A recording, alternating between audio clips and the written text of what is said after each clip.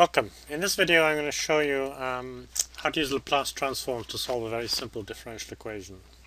So the problem we're going to look at is one where it's a very simple reaction system where I have the production of a species y at a rate v0 and I have the degradation of y at a reaction rate k times y, where k is the rate constant. Okay, so this is a very simple system, probably the simplest systems you can think of.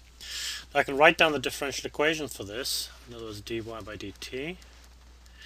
That equals the rate at which stuff is coming in, which is v0, minus the rate at which stuff is leaving, which is ky. So that's our differential equation. Now to solve this, I also need to specify the initial conditions, and to make things simpler, I'm just going to assume that at time 0, y is also 0. So there's no y at the beginning. All right. So how do I solve this using Laplace transforms? Well, the way you do it is you go to a Laplace transform table and find out what each of these terms are in terms of a Laplace transform. So I look up dy by dt in the table, and I write down the Laplace transform, and so on for the rest. So let's do that. Now if I write down, let's use a different color. So if I write down the Laplace transform of dy by dt, I actually get f of s minus y0. Okay. Now since I know that y of 0 is 0, I'm actually not going to bother with this. I'm going to get rid of it for now, because I don't need it, because it's 0.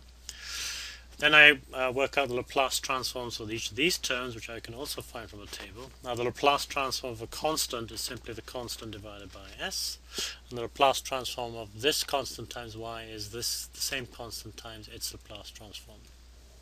Okay. Now the procedure next, on the next stage, is to isolate f of s, to get f of s onto one side and all the other terms onto the other side. So I can easily do that as follows: f of s plus k f of s. So I've just moved this term onto the left, equals v0 over s. Okay, then I can factor out f of s, gives me s plus k equals v0 over s. And then I've got f of s equals v0 divided by s over s plus k. Finally, I just want to multiply top and bottom by s, so I get all the s's on the bottom. Sometimes you can't do that, sometimes you can. And I end up with this equation. So that's the first stage done. Now the second stage is then to take the inverse Laplace transform on both sides. The nice thing is that the inverse Laplace transform of f of s is y, so y equals something. Now in most simple tables you won't find the inverse Laplace transform for this expression, but you will find it in more advanced tables. And in advanced tables you find that the term b over s times s plus a, its inverse transform, let's go the long way, is actually b over a times 1 minus e to the minus at.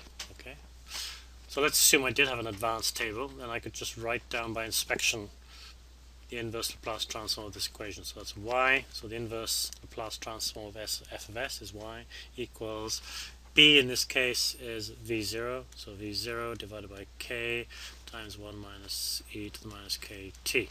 Okay, now I can check that this is a reasonable equation by checking the extremes of t. So if t goes to infinity, what happens? Well, this goes to 0, so I'm left with y equals v0 over k. That's just the steady state concentration of y. What happens if t equals 0? Well, t equals 0, that's 0, e to the 0 is 1, 1 minus 1 is 0, 0 times that is 0. So y equals 0, and that's our initial condition, in fact. So that's all correct.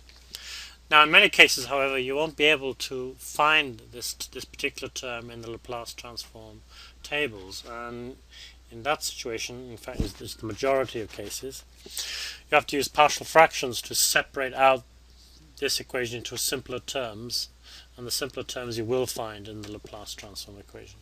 So let's do that then. So let's start off with that equation again. So let me take this. So f of s equals, what was it? It was v0 times s plus k. Okay. Now sometimes you'll have to factor out the denominator, but in this case it is. It's already in the right state, and so I can split this up down to two partial fractions, one containing the denominator s and the other containing the denominator s plus k. Okay, so all I've done is separate these out. Now the numerators, I don't know what they are at this stage, so I'll just call them a and b. My objective now is to find what a and b is. I do know that the sum of these two terms equals this term here. Okay.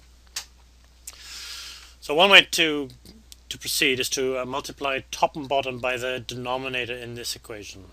Right, so if I multiply top and bottom here, I basically cancel this out and I just get v0, so I get v0 equals.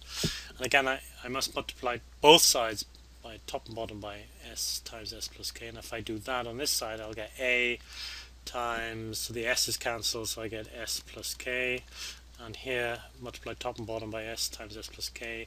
The s plus k cancels, I'm left with s.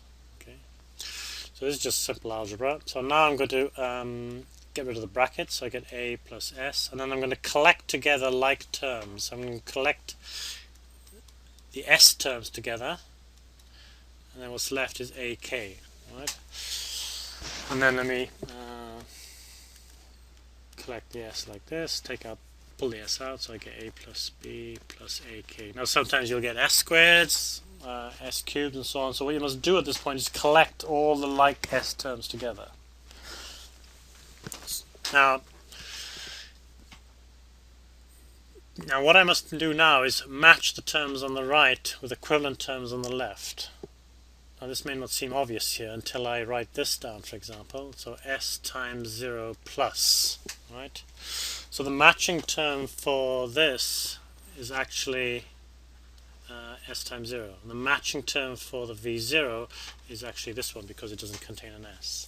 So I can now write a plus b equals 0, because this is 0 here, and the other one I can write is v0 equals ak. So I got two equations, two unknowns. This one, from this one here, I know that a equals v0 over k, and combining this with this, I know that b equals minus v0 over k. Right, so I now substitute a and b into this term here, and I get s of s equals v0 over k, v0 over k, should we do it this way, over k over s, minus, because there's a minus here, v0 over k times s over k. It's relatively straightforward now to look these up in your Laplace Transform table, and you'll find that, for example, constant divided by s, the inverse Laplace Transform is just a constant. The inverse Laplace Transform for this is e to the minus kt. Okay, and if I collect terms together, I'll actually get exactly the same answer as this. Okay, all right. In this video, I want to talk about a process called linearization. So what does that mean? That means if I have a curve like this, looks like a non-linear curve, the red curve, I want to form a tangent at some point. Yeah, let's call that point x0. I want to form a tangent at that x point, such that this tangent is a rough approximation to the curve itself. Now clearly you can see that at x0 the approximation is exact, but as I move this way and this way, you can see the approximation gets worse and worse as the straight line diverges from the red line. So it's a way of approximating nonlinear curves, but it only works so long as we're in the vicinity of our what's called the operating point.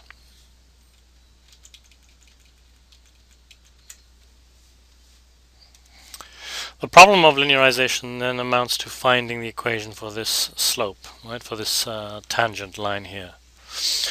Now we need to remember one thing. We need to remember the slope here.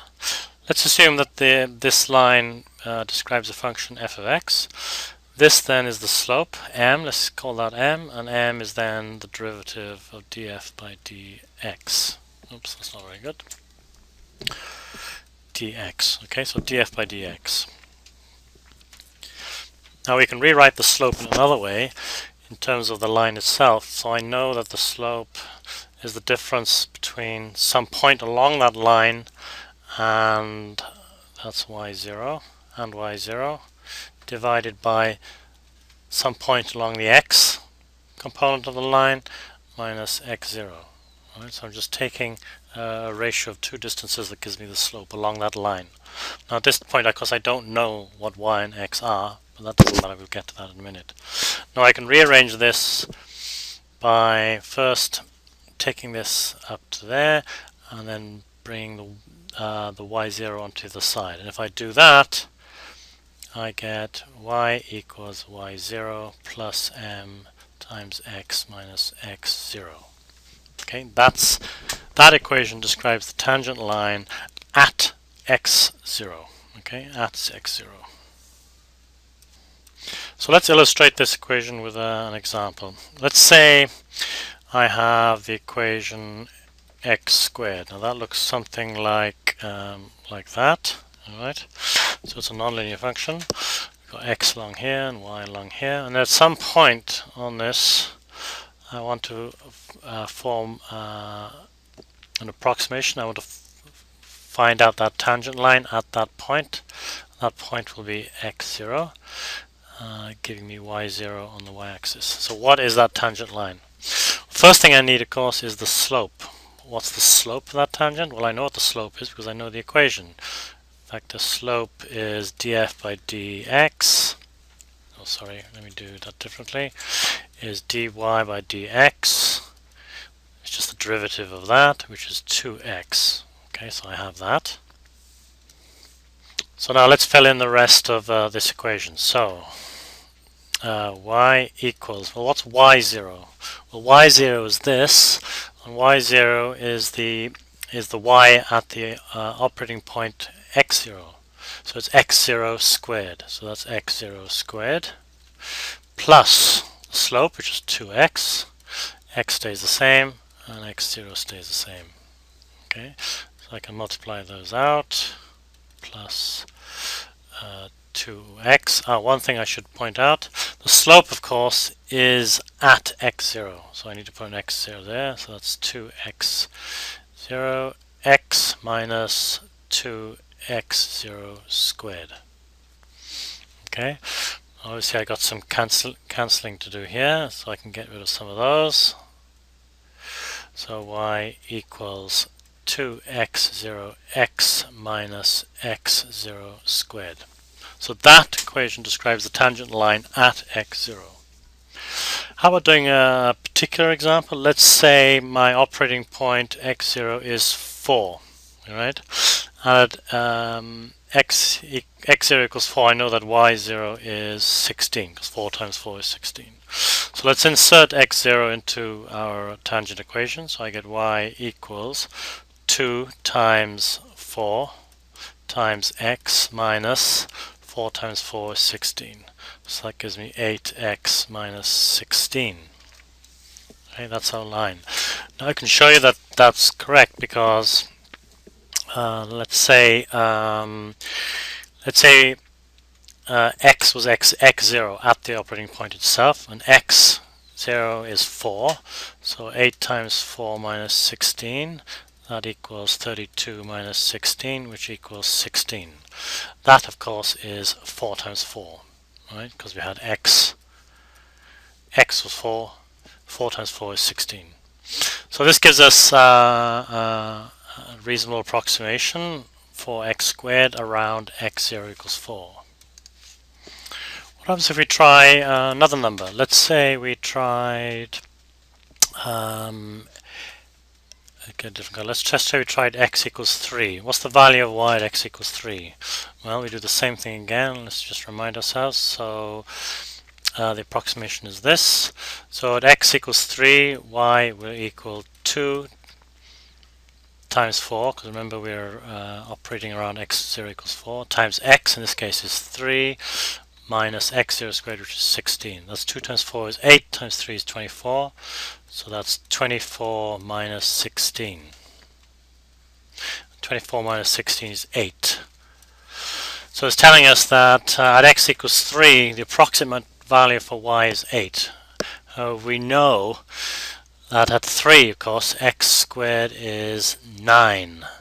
So this is about 1 out. So you can see that the approximation is starting to diverge as we go outside beyond the operating point. Okay, so that's a short introduction to linearization. Those of you who've done more advanced math will recognize this equation here to be the Taylor series with one level approximation. Okay, so this is basically the truncated Taylor series, but we'll leave that for another day. Okay.